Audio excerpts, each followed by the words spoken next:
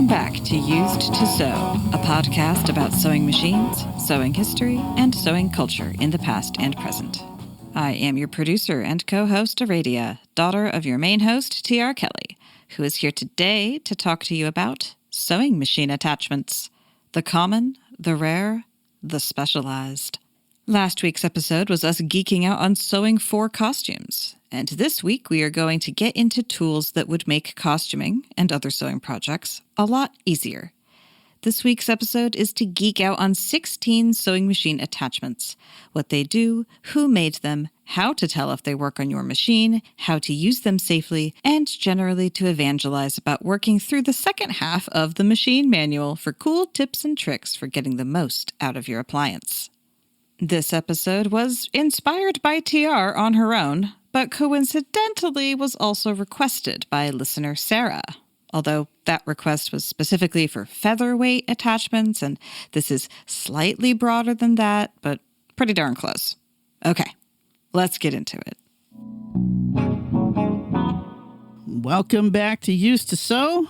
Thanks for sticking with us while we did a couple of rewind episodes there. The last month we have repeated our Electricity 1 and 2 and Sewing Machine Song 1 and 2. Those are some of my favorite episodes. I go back and listen to our stuff when I just want to sew and listen to friendly chatter in the background. And those are just, especially the Electricity one. I know I'm a total nerd, but I just love that set of episodes. But now we're back to some fresh content. I know we recorded a few new things that are be coming up in the queue soon. Needles and costuming, which you did an excellent thing about Wheel of Time and Bernadette Banner. And then we talked about theatrical costuming. But now we're going to move back to some actual iron.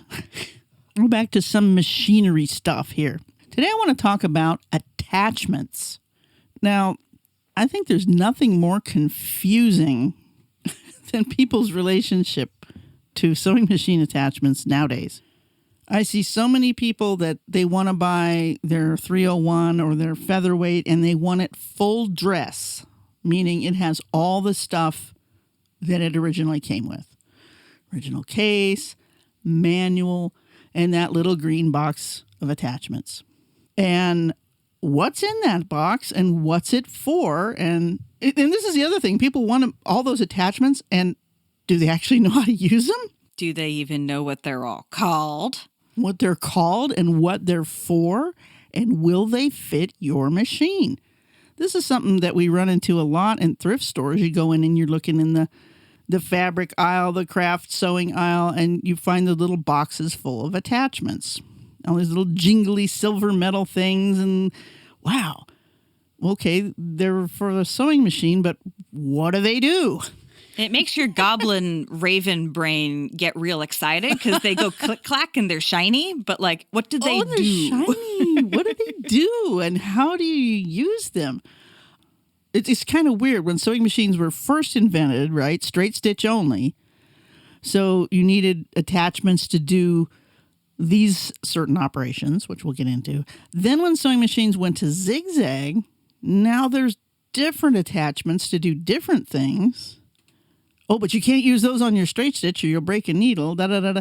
So there's just all these parameters, and people get confused with attachments. And also a lot of times you'll buy a machine at a thrift store, and it comes with a box of attachments, and they're not all for the same machine, or maybe they're not even for that machine, because sometimes people, they traded in the old machine, got the new one, they still got some attachments. We'll just throw them all in there, whatever. So what are they?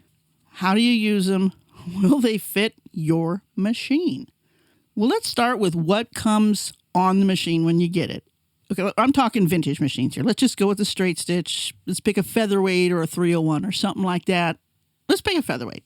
Featherweight's pretty easy. Little straight stitch machine came with, I'm going to jingle the box. Ooh, don't you just want to see what's in there? Yes. Okay. It's an unboxing. It's an unboxing, but we're audio here, so I'll just clink things together. And this, the featherweight originally, when it came, you open up the box, and what is on it? The straight stitch foot, the basic original presser foot. It's straight. It's got two little toes. One's longer than the other. That's which you're probably going to use for 80-90% of your sewing. The next thing that's listed is the adjustable hammer. Now we're getting into the weird ones that have movable parts. Adjustable hammer? Adjustable hammer. Hammer. I can't help it. I talk like a hillbilly. All right. Zoom isn't helping. Adjustable hammer. This thing's got screws on it and little pieces that swing out and this and that and the other thing. Now, this is one of the really useful attachments, and it looks complicated, but if you follow along with your instruction manual, it's quite easy to use. And this helps you hem, and I don't have one? Why don't I have one? I need one. You might. Have you looked in your little green box? No. Why? No. It's just, it looks like this. I'm showing you on the Zoom camera. And this thing opens up like this. And I think I showed you, hey, we're going to use this thing. This is so cool. Huh. Actually, I don't recognize that. I wonder if I do have one. I don't know. You might not. But okay, this is something I've been thinking as you bring this all up is you don't even know what attachments can do. As like a novice sewer, you can't even imagine the heights to which attachments can ascend. It's like you have shown me some things that I have never used that I'm sure we'll get to later, where I'm just like, I would never have thought to expect that from a gizmo. Right. I would not have thought that all those steps could be combined. So like this is also the thing with attachments is like you don't know what they can do. You have to run yourself through using all of them and like figure it all out. Like there's so much to discover. It's like a giant video game or something. It really is. Oh, let's click this. What happens? So the second half, okay, go back to your theoretical featherweight. There's that nice little green instruction book that's the same color as your attachment box. And the whole second half of that book is about the attachments. They have wonderful, this is before photographs, so they have these wonderful drawings of how to use them and what to do. And so many people have just never tried them out, done all this stuff. Pick up this thing. Okay, get yourself a piece of scrap fabric. Let's see what it does. I have to admit that I was one of those people for a long time. It's like, what's that? I don't need that. I'm just going to sew this thing on, whatever. But then one winter way back when, I'm like, what do all these little things do? So I got the book out and I tried them all out. And you're right. It's like, really? That does that all in one operation? I don't have to pin it down and press it and did. Okay, so this hammer thing, what it does is you kind of fold how much hem you want, and then you stuff that end in here, and it folds the rest over and stitches it all down really neatly. That's an insane concept of labor saving. Like, and it's just, and remember people, this is just cleverly fitted bits of metal, right? There's no, there's no magic computer thingies. There's no plastic, super futuristic materials. This is just cleverly folded and hinged and pinned metal. It's just absolute wizardry. It's wizardry, mechanical wizardry. The next one here is the bias binder. A lot of people don't even use bias tape anymore. Raising my hand. I love bias tape. Bias tape, you've probably seen in stores, comes in little packages and you unfold it and it's like this weird stretchy ribbon that's cut on the bias, which is a 45-degree angle to straight a grain. What do you want that for? Well, that's for finishing edges because bias tape, because it's cut on the bias, it doesn't fold and crinkle. It follows around all the curves and things. So bias tape used to be a really common edge treatment for hems, cuffs, anything where you've got an edge that needs finished. Placemats is a classic one still. And this is a tricky little thing to use. Bias tape was so common it used to come in sizes. And so the little thing has little grooves for the different sizes and has little pins to help you unfold the tape. I have used this thing successfully several times, but it is very dependent on what it is you're sewing. So putting edges on napkins and things, pretty easy. Putting edges on single, like sometimes I like to finish a hem, not by turning it up, but just by bias binding it. It's really simple. Sure. So this one's a little trickier to do. I have done it. The next thing we have here is a bias cutting gauge. It's like, what's that? This is missing a lot. Now, it's not actually for your machine. It's for your scissors. but it goes with the other thing. Bias tape, sure, it comes in a lot of colors and sizes, but what if you want to make a custom bias tape that matches the facings or whatever? So this little gauge thing you'd clip onto a blade of your scissors, and you'd move a little slider, and then you'd use your scissors to cut that width. Okay, nowadays, just slam down the rotary cutter and do it. Way easier. So that's a way to do that sort of cutting precise bias to a certain width.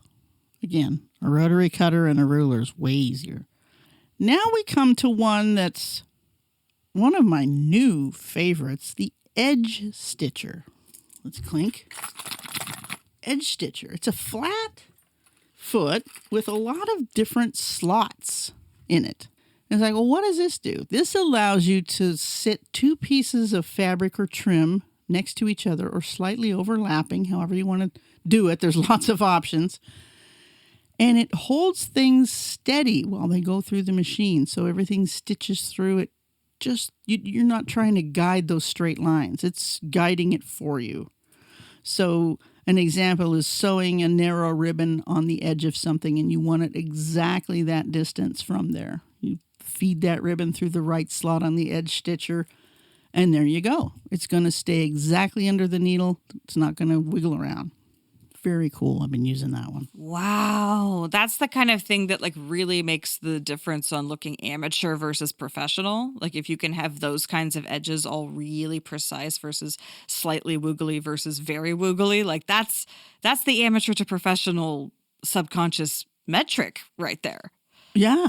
There's so many slots on this thing. When you look at the pictures, it says, okay, you can apply a ribbon to the top. You can stitch these two things butt jointed together. It's just really simple looking, but you can do so much with it. But again, and there's videos on YouTube about people showing how to use these things too. You know, I thought about, hey, we should do that, but we're committed to being an audio only podcast, and there's already people out there doing that. So there you go. The edge stitcher, I just recently used it. I was making a Native American inspired ribbon skirt. And that's where there's a lot of parallel lines of ribbon. And you want them straight with each other. Right. You don't want them wiggling around. Right. This was like, okay, this is a good thing for that. The next thing I want to talk about is the narrow hammer. This one's really intriguing looking. It has that little scrolly point at the front. Oh, yeah. You've shown me that one. It looks almost like it could be like a nozzle for putting frosting through, like a pipette frosting thing. Like really, really tiny for like Barbie-sized cakes. But you know what I mean? Yeah. So that's for turning under an edge really tiny. Now, this one takes a bit of practice, but when you get it going, very cool. A lot of the older machines, I'm talking treadles, especially white rotary and some of those guys, would include a whole set of these with different size scroll mouths on them, the little scroll part. Again, so you could hem various widths. Well, Singer got around that with this adjustable hammer thing, which is the second piece I talked about, because you can set the width of your hem on that. But for the tiny, tiny, narrow rolled hems, those ones with the little scroll, and that takes, okay, I'll tell you my secret. You got to feed it into the scroll before you attach the foot to the machine. That's how I found out. I know that's kind of cheesy.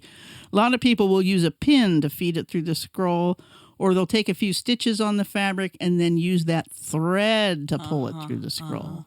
So once you get it through the scroll, then it's all about feeding it straightly right in. But once you get the hang of it, again, watch magic happen. And this is just for straight stitch sewing machines.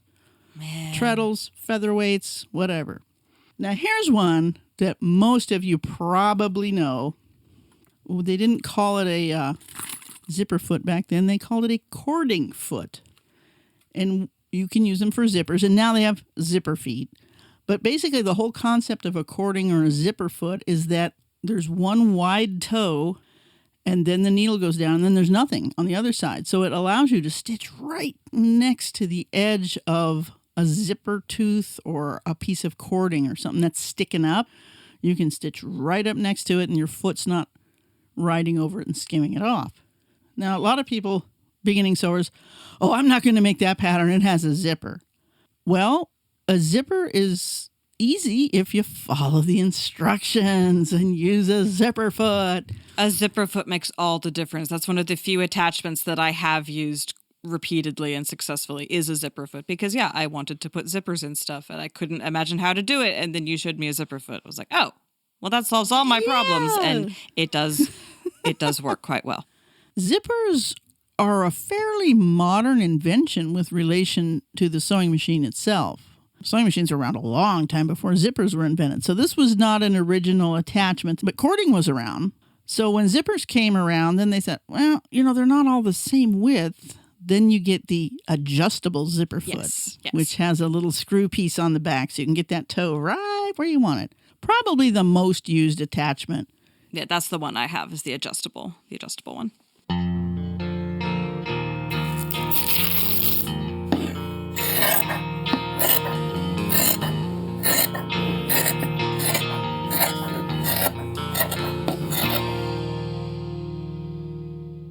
Okay, then there is, now I'm just reading down this list here, was what came with stuff. The quilter. What the heck is a quilter? What do you mean, quilter? What this is a foot with two tiny little toes. The toes don't stick out very far, very tiny. And then there's a long adjustable bar that slides back and forth, and it's a guide. So what this allows you to do is follow a line of stitching with your little short-toed foot while your guide bar thing is in the last row stitching you did. See what I'm saying? So you're making these parallel rows or whatever. Mm-hmm. Mm-hmm. So you stitch a line, and then you move over, and you let that guide thing roll in that line while the needle does the next sewing. Now, the reason it has those tiny little feet is so you can turn corners. Right. Really easily. Because that's important in quilting. And you can even take that guide bar thing off and just use the little foot by itself if you want to do some really intricate little turning around stuff.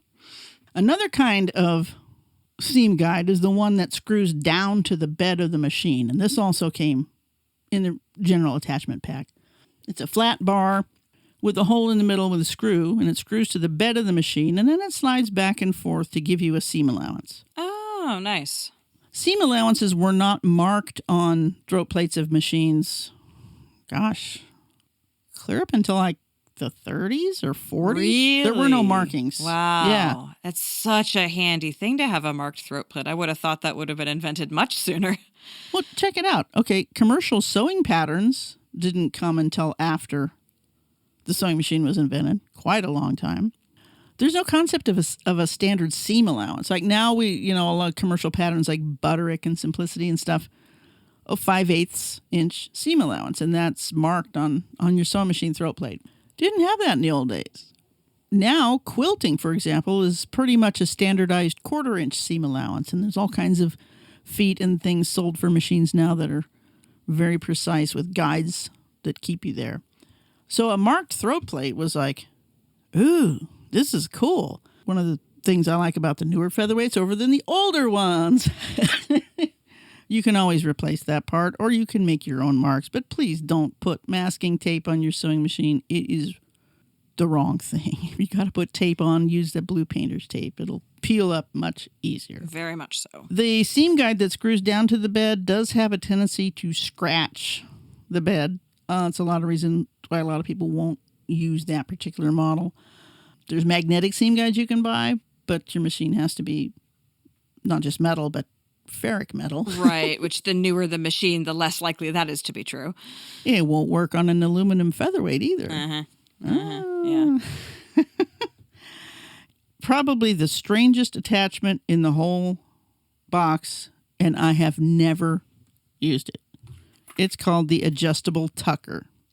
It's big. It's got all these little slides and numbers and screws, and tucks were a big thing. Decorative tucks in the fronts, like, you see a shirt with like 24 little parallel tucks down the front row. That was a really common garment decorative feature back especially during Victorian and Edwardian times. I've never used a tucker. I'm not even going to pretend to tell you how it works. Read the book. The shirring or gathering foot. Now this looks like it's just a little foot, but it has like a step up on the back. What does this do? When you're sewing with this foot, the fact that it's not, the needle pokes in, but then what happens? It's not held down correctly, so it starts to gather up. Normally, that's something you don't want. Oh, my seam's all puckered and gathered. But if you're gathering or easing something, that is something that you want. And if you don't want to pull a straight stitch and then try to adjust the bobbin thread and get all your gathers even, put on this shirring or gathering foot. Sew through it. It's not a ruffler. That's a different thing. We're getting to that. This just pulls up the fabric in a nice, even, really gentle gather. Not the full tucks kind of thing.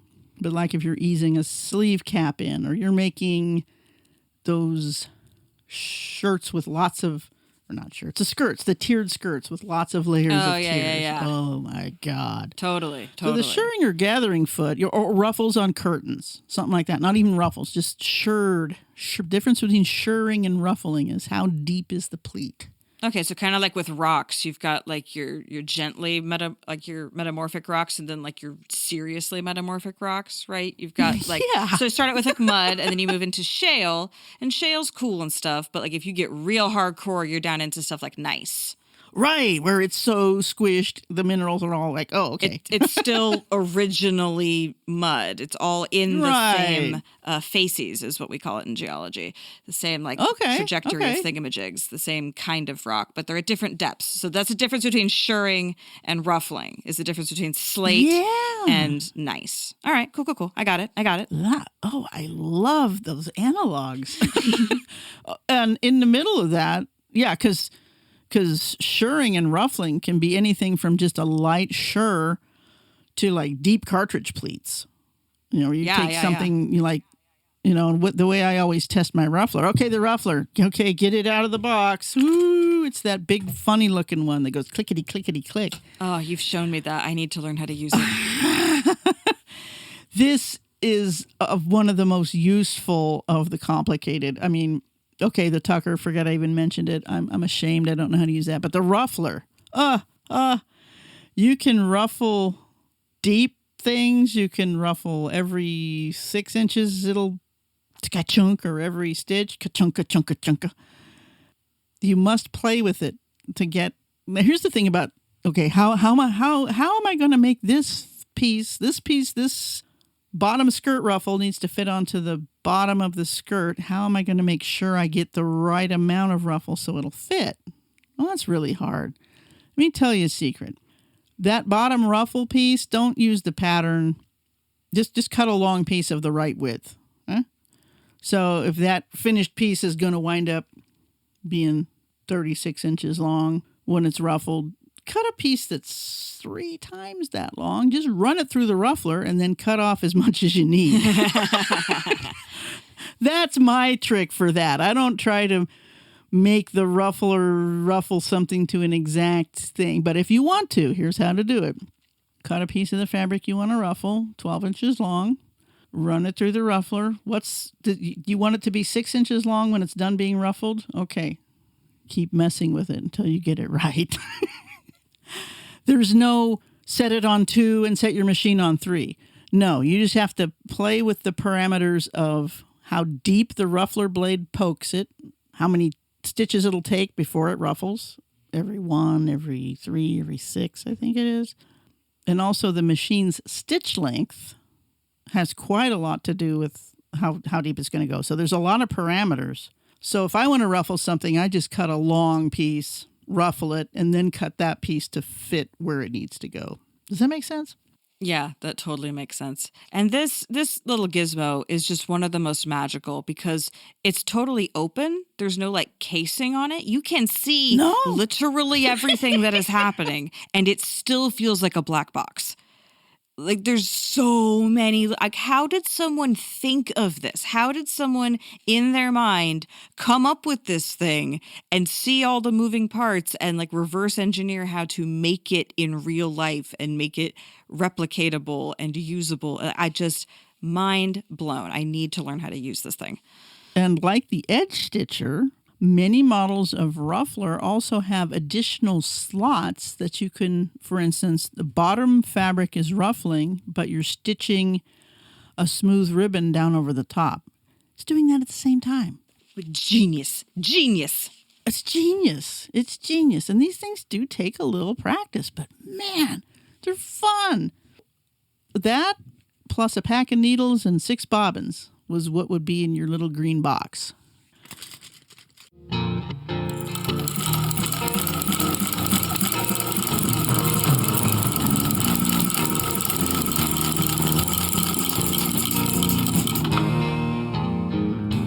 Now, that isn't all. Oh no. Oh no.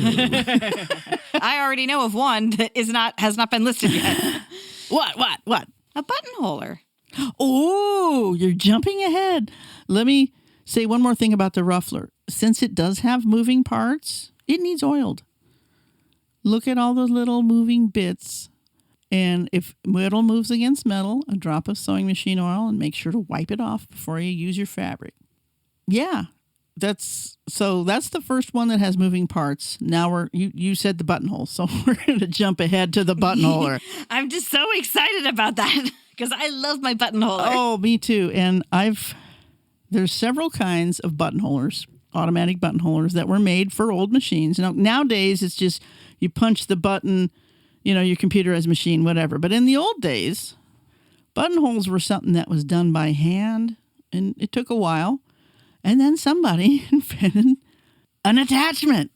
There's been several versions of buttonhole attachments, but basically what they do is they're heavy. You replace your foot with them, you crank them on there, you drop the feed out of your machine or cover the feed dog because the buttonholer is going to do all the moving. So the machine can't be fighting with it. So drop or cover the feed. And the way a buttonholer works is it grabs the fabric and jigs it back and forth, chick, chick, chick, chick, chick, really slow while the machine is stitching. The machine can't do a zigzag. We're talking old straight stitch machines here. The buttonholer is moving the fabric back and forth. Ting, ting, ting, ting, ting. And it goes down one side and up the other side. And there you go. And then you cut the hole out of the middle. Good to go. Old buttonholers, you can decide how much cutting space you want, how much width on the seam, on the stitching itself you want, and how long it is. Now, I'm working on an old buttonholer right now. It's called a famous buttonhole worker. And it's the kind that doesn't use templates. It's just got wing nuts that you turn to adjust all those parameters. And I got this thing, and it looks great. Bought it off eBay. Been wanting that model. It don't move. Really? Am I doing it right? It's not moving. Well, 2 days, WD-40, sitting in the sun, hairdryer, hammer. I finally got it to move. I had to take it apart. I couldn't take it apart until... This is a thing. Somebody bought this and they never used it. And it just sat there.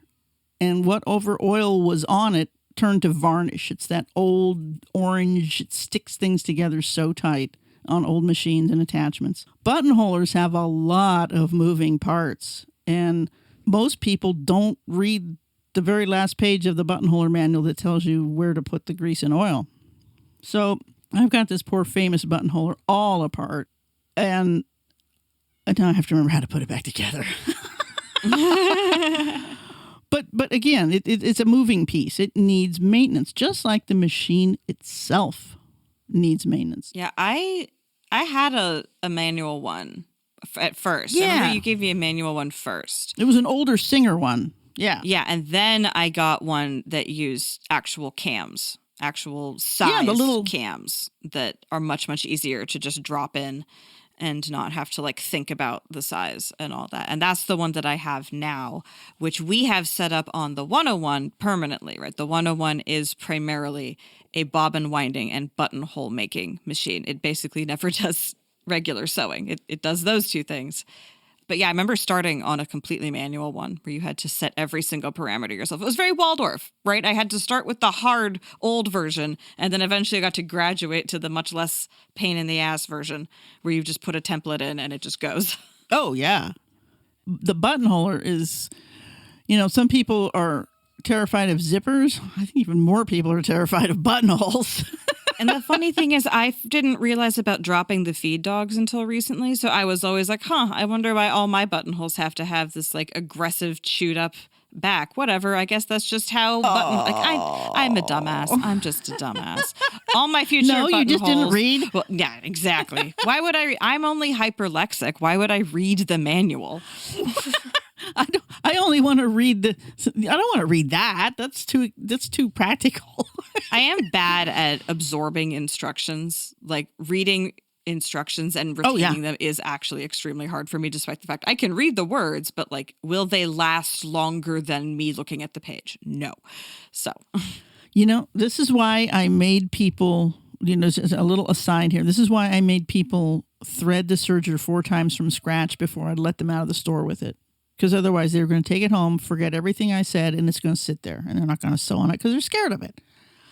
So, yeah, hands-on, kinesthetic learning. Yes. Hands-on with the buttonholer. So when I said, wow, Red, did you know you're going to drop the feed on this thing? But to be fair, you didn't have an instruction manual for any of that stuff. That is true. That is true. I had you giving me stuff and hopefully remembering to tell me everything and hopefully me remembering everything you said. So in fairness, I didn't have a manual to ignore. So dropping the feed is a very important part of using a manual buttonholer. Otherwise, the feed dogs underneath are going to fight with the feed on the buttonhole, and it's a big dog fight, and your fabric is going to lose. Yes, but only on the back. It's fine. No, and I've actually repaired some buttonholes recently, both commercial buttonholes and buttonholes I made myself that just had worn out. And I had to re-sew like about half a buttonhole in every case. And I thought it was going to take forever. It didn't. It took like a reasonably long time, but it didn't take forever. Uh-huh. But it was still a nice, I'd never actually done a buttonhole by hand. And it was like, so that's the labor that I'm being saved when I use a buttonholer. Like, it's not impossible. I can do a buttonhole. It didn't take me that long to repair the half the buttonhole that had unraveled. I can extrapolate how long that would take. But yeah, using that little gizmo is a lot better. And I should probably remember to oil it now and then. Yeah, and I'll show you how to do that when we get out there. But I can put this famous one back together. But I have one of the Singer ones that uses the little black templates, they're called.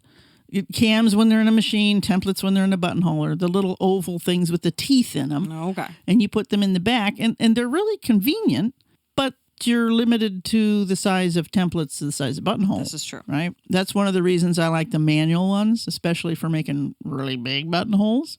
Here's a tip for any kind of mechanical buttonhole. Before you cut it open, okay, you've made your buttonhole, you're going, isn't that smooth? Look at the beautiful. Take some fray check. Now you haven't cut it open yet. Put fray check down that little center section where you're going to cut open. Let that dry. Then cut it open. It'll be a much neater, stronger buttonhole, and you won't get those annoying little threads that come out of the cut fabric there. One of the really easy ways to tell fast fashion from real clothes is to look at the buttons and buttonholes. Buttons are notorious for just falling off of commercial clothes before you even get them home. Truly, truly. The buttonholes rip and tear and just don't look good. And you taught me also that commercial buttonholes are always done side to side or horizontally oriented, which is much weaker because then the button is pulling on the corner. And so like the mark of better sewing is to do them vertically oriented. So that way they're pulling the other way. And I've always done that on the garments that I make. I have even done buttonholes slanted 45 degrees to match a bias stripe. Ooh, boy, did that look cool. So custom. I did that on a vest. It was really, really neat. I had a bias cut blue and black silk. And I was putting these really cool silver buttons. I go, wait a minute. Because I didn't like the idea of these vertical buttonholes cutting across my bias facing there. So I did them slanted and it's like, whoa, that is so cool. That was 50 pounds ago. Damn it. I think that vest is still hiding somewhere. I just couldn't give it away. It was one of the best things I ever sewed. The fabric, interfacing, lining, my mood, the buttons, everything was just on a roll that day. And no matter how long you've been sewing, there are some projects that are going to come out good and some that are going to be wadders, W-A-D-D-E-R, wadded up and throw it in the closet. Oh, man. So annoying finishing a project and then being like, Don't like it. Dislike. It's like I put all that effort in, and this is my paternal grandmother has told me that was what turned her off of sewing. She got all the stuff, got the fabric, got the pattern, did the project. It went pretty well. She was real happy with it, put it on, hated it. Absolutely hated it, and was like, never again. That was such a waste of energy to end up with something that I don't want to wear. Not every old lady liked sewing. I mean, also my dear departed mom. The next, well, you were talking about buttonholes, and then we were talking about commercial buttonholes and how bad they are, blah, meow, etc. Which brings me to the next set of attachments, your darning stuff. A darning foot and a feed cover or a feed drop. So darning is one of the first things I ever saw my dad do. My dad did the sewing in our house, and he darned all of his clothes when they would get holes in them. You know, his wallet's wearing a hole in his pants or whatever. Basically, you drop the feed. He had an old Kenmore, and it dropped the feed. And then you take the pressure off the foot, or the down pressure. So that's normally your pressure control. Screw up on the top of the machine there. Or you can use a darning foot, which is really interesting in that it holds the fabric down when the needle's in. And then when the needle comes up, it comes up too, so you can move the fabric. So basically, the machine darning is you are moving the fabric while the needle goes up and down and makes stitches. Okay? So you have to overcome the machine's wants to feed things. Right? It wants to feed things in a straight line. What do you mean you don't want to sew a straight line? You just want to warble all over the place. Yeah, I want to warble all over the place on purpose because I'm basically reweaving this piece of fabric. Machine darning takes a little time to get your movements with the machine's movements. My dad could do it really fast. When I started doing it, do it really slow. So he would take the worn spot, start at one corner, down and back and down and back and down and back. And then he would turn the fabric 90 degrees, down and back and down and back and down and back. And then he would start just doing random circles. This was all really cool, except for he didn't care what color thread he was using. I understand that. That feels like a genetic connection. all of his clothes that he wore at home for working out in the garage. It was like, okay, here's his old faded blue jeans, but they've got like purple and green and red darning marks on the knees and stuff. That is so how I have approached darning. Like, because you told me this, I just feel like I learned a lot about how I should be darning. I feel like I have not quite grasped all the darning things, but I have used that method more or less with a few issues for a while now, and I love using contrasting random top thread for it. Oh, yeah. But really and truly, machine darning, when done right, is very strong, and it's just such a time saver. So this is something that I do quite a lot. You know, something wears out. But the thing is to make your machine stitches going in the same direction of the grain of the fabric, right? Because you want your darn to have the same amount of stretch and move. You don't want it to be a stuck spot in your fabric. Right. If you over darn, you get this really stiff place there. So picking the right weight of thread, you know, this is you know, visible darning can be fun and artistic, but darning done invisibly, like, you know, when you're poor and you have to keep your clothes looking nice and you've got a hole in it, you know, this is back in the 30s or whatever, or darning stockings, you know, darning socks. That's a really important one. There is a attachment for holding stockings to darn on the machine. I've never been able to successfully do that. It's Singer made it. It's this little springy circle thing. Huh. More research needed. Wow.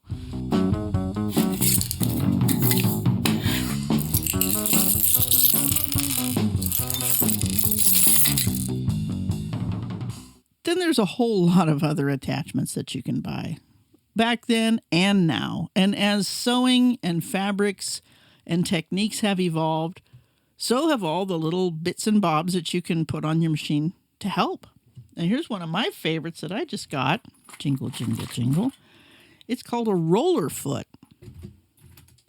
Now, this one I have here, it's clear plastic, and it has these two little it has a little roller on the front. Are they like little caterpillar feet? Like the the heavy machinery, like caterpillar feet, that kind of like roll? Um, No? It's a little... No, it's like a paintbrush. It's like a paint roller. Yeah, like a paint roller. It looks like a little paint roller, but it's textured metal. And it's on the front toe of the machine. And what this is for is sewing on fabrics that are slippery or sticky or hard to feed.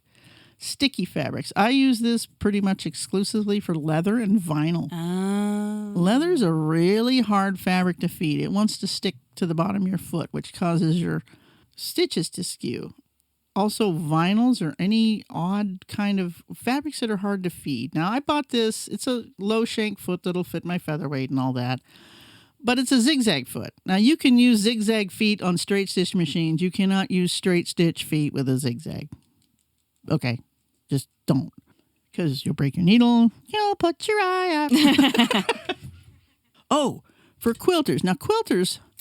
These people drive the market. I'm telling you. Somebody thinks of something, somebody makes it, and then they sell a billion of them. But there's little feet that put them on your machine. That 1/4 inch is perfectly there, and then there's a little metal guideline that rides on the edge of the fabric. So you just can't get off line there. It's perfect. You can just quilt along on your 1/4 inch all day, and that little guide just hangs down far enough. Keeps it on the edge of the fabric. Paid $18 for this foot, but man, has it saved me a lot of frustration. Frustration when you're trying to do a creative project is just such like kryptonite to the whole joy of the thing. It's nice to have a gizmo that just removes that barrier to entry, to flow. Oh, yeah. I want to go back sort of to the buttonholer here. Remember I was saying how the buttonholer actually moves the fabric back and forth, side to side so it makes a stitch. Later versions of that were made for zigzag machines would let the machine do the zigzag and the buttonholer would just push the thing around smoothly. So 2 differences there. There's a lot of different variations of these that will this fit my machine? Yeah, I was actually describing my machine, some aspect of my machine to my spouse, and they were like, "Wait, so could you just do a buttonhole with a zigzag?" I'm like, yes, I have explained the mechanics correctly. You are correct to make that leap. That is absolutely an option. The buttonholer just makes it much easier. That's all. Yeah, the manual buttonholer, which is called a 4-step buttonholer, which is stitches down one side, bar tack, stitch back the other side, bar tack. Now, you can do that manually by turning and changing things, or there's some machines that will do those steps for you, down, back, without, you just have to measure how far. But the template buttonholer just makes it complete. There it is, it's done. So, will it fit my machine? You have to know what shank system. Are you a slant shank, high shank, low shank, Kenmore super high, white or national top clamping? Is it a left homing zigzag? Is it a center zigzag? Like your Kenmore is a left homing. You ever notice that? Yes, it is. I have noticed that as I have paid very careful attention to switching between the straight stitch and the zigzag option. I'm like, oh, it does. Its home position is to the left. I can see that. Is to the left. Yeah. And so there's I think 9 different shank variations for domestic machines. And that's not counting Bernina, which is its own thing. So buying attachments in the thrift store, it's like if you've got a basic Singer, okay, you're probably going to be okay. Maybe not. Maybe it's a slant shank. My idea, put the thing on the machine. Does the foot, when you lower the pressure foot, does it touch? Or is it, no, it's not quite making it, or it's banging into it too early? Okay, wrong slant, it's wrong thing. Then turn the needle. Does the needle hit any part of the attachment? Because if you have a left homing needle on your machine and it's a center needle attachment, it's not going to work. So attachments is they're fun, but you got to make sure they're the right ones for your machine. Now, here's another thing. Most machine makers did not manufacture their own attachments. You won't see their name on them. Singer had their name on a lot of attachments, but there was an attachment manufacturer called Greist, Greist. That's what they did. They just made attachments, and they made them for a lot of different people, a lot of different formats. So You can't, you say, oh, I got these Greist attachments. I've never heard of a Greist sewing machine. Okay. That's why. Interesting. Like, we have the idea, but we're going to outsource all the actual work. Yeah, because those are fiddly little bits. So then was Greist designing new ideas, or were all the ideas and designs coming from the sewing machine manufacturers? You know, that's a good question. I'm pretty sure that Greist just took all those designs and bought the patents and just said, hey, we can make a zillion rufflers and just put the different different shank systems on them. Sure, right. The ruffles are going to be the same. Yeah. So there's a couple other people that were making attachments early on. I've got a really old ruffler from 1870 something that's can only ruffle one stitch, chunk, chunk, chunk, just one at a time. But it's made by a company called Toof. Toof. Toof. My toofies. Toof. The other attachment that you might have heard of and might even want and is very useful, I think you were hinting at this one earlier, is the even feed foot. That's kind of a little boxy foot that attaches to the top, and it's got a set of feed dogs in it. Oh, yeah. Right. So it has a little fork deal that goes over the needle clamp, and that's what drives the mechanism, just like the buttonholer. A lot of these things attach to your needle clamp. The ruffler, the buttonholer, anything that moves is going to move in synchronicity with the needle. I've even had my buttonholer detach my needle for me because of where it attaches. And it actually unspools it, and then suddenly my needle's flopping around, and it's just like, excuse me, I was using that. Oh, another safety tip when you're using attachments, especially ones that drive from the needle bar, use your screwdriver to give that an extra tight. You know, the attachment where the needle hooks on, make sure your needle's super tight, and where the foot itself hooks on. So give them a little more than hand tight, especially heavy things like the buttonholer. It's a heavy thing. I wouldn't actually use a buttonholer on a featherweight. I think it's just too much. One of the heavy ones anyway. So your even feed the needle bar drives the upper feed dogs that are in the little box in synchronicity with the lower feed dogs that are in the machine. This allows all the layers to be pulled through more evenly, right? The only thing better is a needle feed machine where the needle goes down and then drags everything back. We've talked about that with the Davis vertical feed. Right. That's why it's superior. You don't need an even feed if you've got a Davis vertical. But the even feed is very useful for sewing multiple layers of things. Quilters use them quite a bit because you're dealing with your top layer, your batting, and your backing. And the even feed can sometimes even eliminate the need for basting. I mean, I like to baste if things really have to stay together and I'm not using the Davis. Yeah, basting reduces anxiety. Oh, yeah. But an even feed is a great piece. And again, even the Singer ones, I've just learned this. For instance, a slant shank system Singer even feed comes in several different varieties because the one that was made for the straight stitch machines, the feed dogs line up different than the ones that were made for the zigzag machines. I just recently found this out. It's like, why won't this Singer even feed work on this Singer machine? Well, because you're trying to use it on a 301 and it was made for a Rocketeer. Even though they're both slant shank, the feed dog bits line up a little differently. Wow. So many different things to have to interact. Again, I'm amazed by the minds that could imagine their way through the CAD software before CAD software existed to make this happen, you know? Oh, yeah. Yeah, like how, that mechanically minded people, like mechanical, like, okay, I'm going to move this, which will move that, which will move this, which will drop that. When I was a little kid, I was super fascinated with the artist Rube Goldberg. You know who I'm talking about? Uh-huh. Oh, yes. Very familiar. Oh, all those complicated little drawings of fantastical machines that would and a lot of times it would be simple. You want to drop a ball into a thing. Well, then they would be all these bits and bobs that would have to happen before it would drop in. But there's a whole world of videos online of people making Rube Goldberg mechanics in like a warehouse, and there's tires and bubble baths and all kinds of stuff going on. Yeah, great videos. Oh, man. And yeah, I've seen some of those like guys making like, okay, these marbles have to get from here to there, and they have to go through all these things. Yeah. So, when I look at some of the more complex sewing machine attachments, like this darn buttonhole I'm trying to put back together, at least no springs went flying out when I took it apart. Don't lose the tension. Don't lose it. There are and I want to talk about one more attachment that I recently bought.